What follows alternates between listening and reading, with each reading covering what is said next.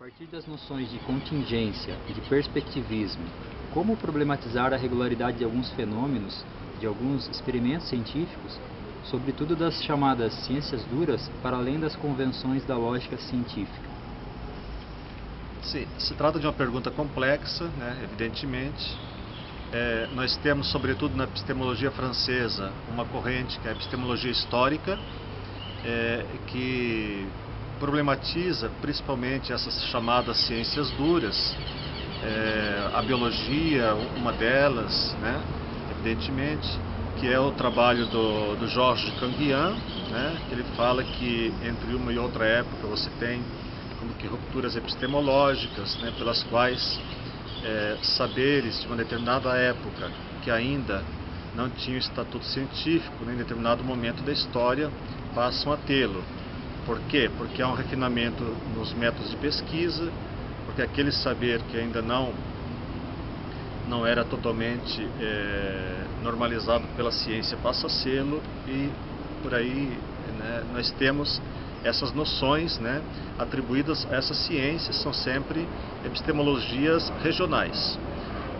Entretanto, as noções de descontinuidade, por exemplo, a qual você faz menção,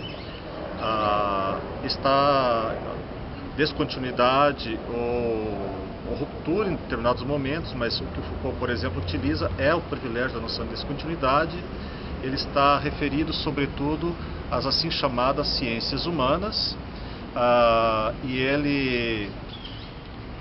quando trata dessas noções de continuidade e do perspectivismo, portanto, no conhecimento, ele não quer dizer com isso que as coisas, que os saberes mudam de uma época para outra, que eles não têm um estatuto, mas ele está falando de períodos de longa duração. Por exemplo, ele está falando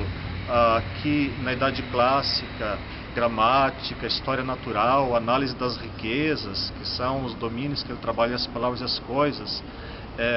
em determinado momento, no final do século XVIII, por um processo de reconfiguração da episteme, que é a ordem,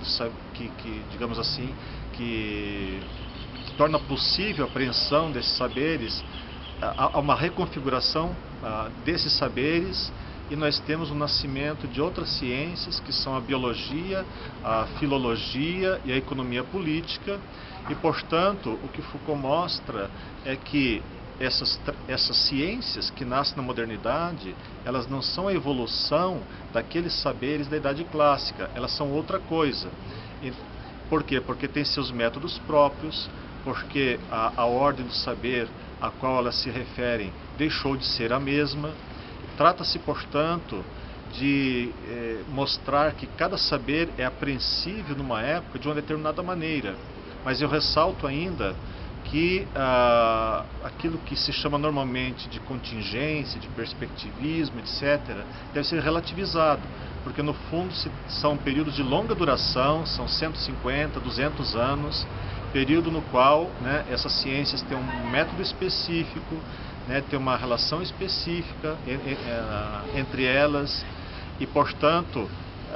isso nos leva a pensar, né, que, ao contrário do que normalmente se pensa, de que uma ciência atual ela é a evolução mais acabada de saberes obscuros, cujo fio condutor, cujos erros, cujos tateios levaram a essa ciência atual, para Michel Foucault, o que nós devemos é compreender, pelo contrário, entender cada saber na época em que ele se relaciona com outros saberes, e não a partir da ciência atual. Então, essa é a maneira arqueológica que Michel Foucault utiliza para fazer a arqueologia das ciências humanas, né? E nisso ele difere significativamente daquilo que eu nomeei anteriormente de epistemologia histórica francesa, porque a partir dessa epistemologia o ponto de partida é justamente o estado atual